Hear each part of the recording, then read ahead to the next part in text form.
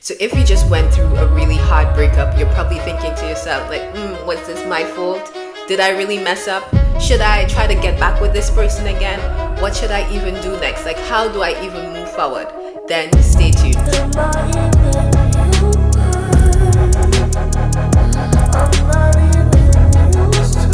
So welcome back to my channel. My name is Leah Jocelyn, and I'm so glad that you are here today, where we experience authentic faith and dynamic growth. So on the subject of breakups, we all know that breakups can be super difficult and heartbreaking, and we feel as though we can't move on with our lives. But today I want to share with you some tips that can help you as you move forward, trying to navigate what you should do next immediately after a breakup. So the first thing I want to let you know is that we ask ourselves, was it my fault? What could I have done better? Like, could I have loved this person better? What could I have said that would have made things turn out differently? And the honest truth is nothing. There was nothing that you could have done differently. There's nothing that you could have said to make the outcome end differently, because you are not the problem. That's what you need to get in your head. You are not the problem. The relationship was just for a season, and maybe God wanted you to learn certain lessons. And all relationships, all experiences are there to teach us about ourselves, about the world, about other people, and to help us grow in our boundaries, grow in our knowledge, grow in our faith. So the first step I want to let you know is that you need to forgive yourself. You need to forgive yourself for staying in a relationship that wasn't serving you. You need to forgive the other person for the things that they did to you. You need to forgive yourself for wasting your time, for the other person wasting your time. And you need to forgive yourself for accepting less than what you were really worth. And that is super important, because we stay in situations too long because we have low self-esteem, because we don't believe that we are actually worth more than what we're receiving. Even though we know that the relationship is hurting us, we know that the relationship isn't serving us, we know that the relationship isn't growing us or taking us further in life. It's actually holding us back from the things that we really want. And we stay along hoping that the person would change, hoping that the person would love us, hoping that the person would value us. And then when the relationship ends, we realize that we've just wasted all of this time in hope, in potential, and not in actuality. So you need to forgive yourself, and you need to forgive the other person.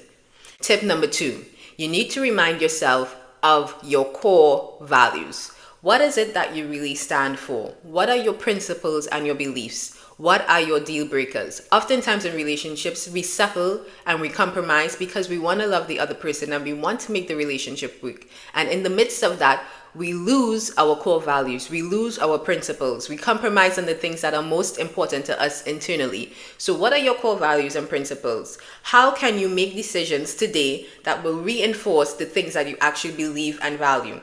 And then what are the core values that you're looking for in your partner as well? That will be a good indicator to you to let you know, I can't expect these core values from someone else if I'm not that as well. So I need to become what it is I am looking for. And once you begin to focus on your core values and beliefs, you begin to rebuild yourself. And that is something you need to focus on. Rebuilding yourself, finding yourself again, and who you really are. Tip number 3. Stop making a man or relationship part of your identity. Your identity is really who you are.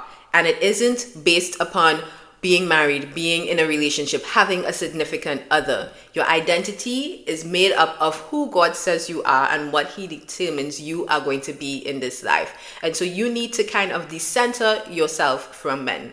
They are not your identity. They do not add value to your life. You have value because God says you have value, because He calls you worthy, because He crowns you with salvation. He adorns you. You are a woman adorned by God. And the sooner that you begin to regain your identity, to rediscover who you are as a daughter of God, that is when your confidence is going to grow even more, and you're going to be able to stand more boldly and not sling back in shame or fear because of this failed relationship. This failed relationship isn't part of your identity. It's just an experience, a lesson to be learned, and you can move on.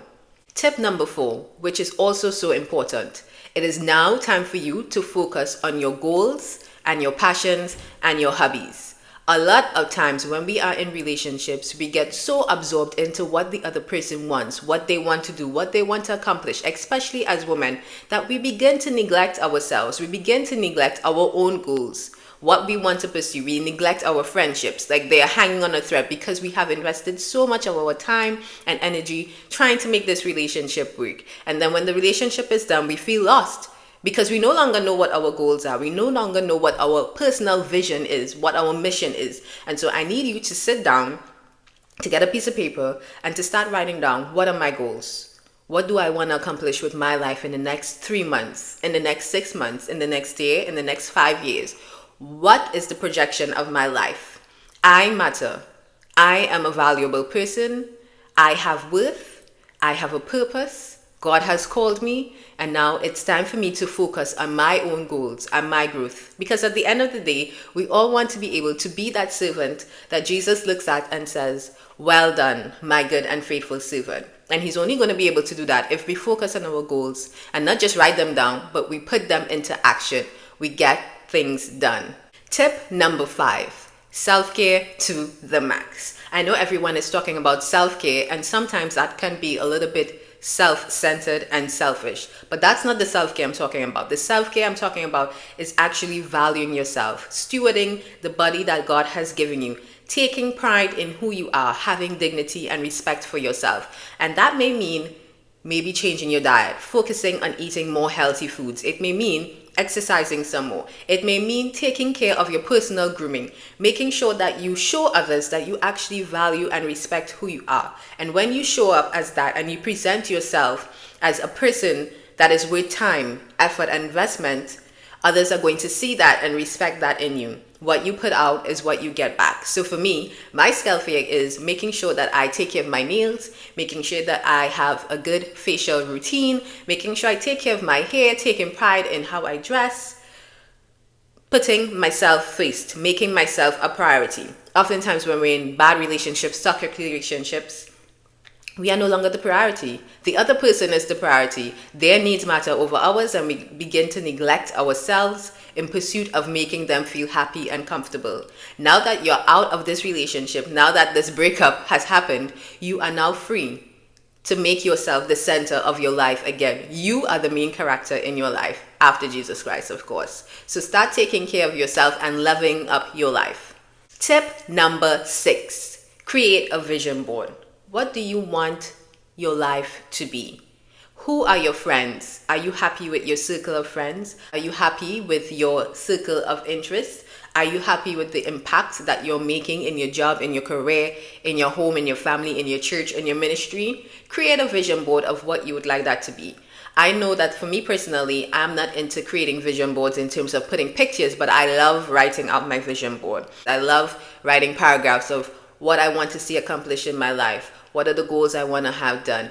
And that just kind of holds me accountable, not just breezing by in my life, but actually being intentional about the things that I get involved in, the people that I spend time with, the shows that I watch, the time I spend on social media. It helps me to budget my finances well. It helps me to make a wise investment in my time. Not just in those things, but also in growing my relationship with God, because God is the center and the foundation of everything. And if He is not guiding me, then everything just goes to the wind. So making sure that I prioritize what needs to be prioritized and having a broad, general vision for my life. And so I know many years ago when I went through a really hard breakup, I've been through more than one, and so it's been difficult, but I've seen the patterns of feeling devalued, feeling lost, feeling neglected, feeling as though I was not worthy. And after going through that cycle so many times, I realized that I needed to take my life into my own hands. I needed to value myself, and I couldn't depend on a man or relationship to make me feel worthy. And so I decided that I didn't want to be stuck after a breakup. I didn't want to waste the years of my life mourning that relationship, hoping I could get back with that person, or just envying and feeling jealous of the new person that they may have gone on with or even married. Like, I recognized that I needed to level up my own life. And so those tips that I shared with you are things that I put into practice in my life. And just to give you an example, some of the things that I actually did was I started to investigate, how could I become even more intelligent? How could I go more into education? And so I was even motivated to get my master's degree. I started my LLC, my business. I then became a coach because I love coaching. Then I got into writing and I published my books. Like, I did so many things that I loved. I started pursuing my hobbies because I recognized that I value, that I matter, and I can't wait for another person to validate me. I can't wait for another person to invest in me. I can't wait for other people to call me and to say that I am chosen. God has called me. He has commissioned me. He has given me talents and gifts. I matter. God has called you. He has invested in your life as well. Up until this point, this breakup is not the end of your life, but a new beginning, a new chapter, a new day for you to start all over again and to rebuild yourself bigger, better, bolder, stronger. And so we're all about authentic faith, dynamic growth, whatever circumstance we may be going through in life. So if this video was valuable to you, then I encourage you to press the like button and to subscribe and to share this with your friend. See you in the next one. Bye.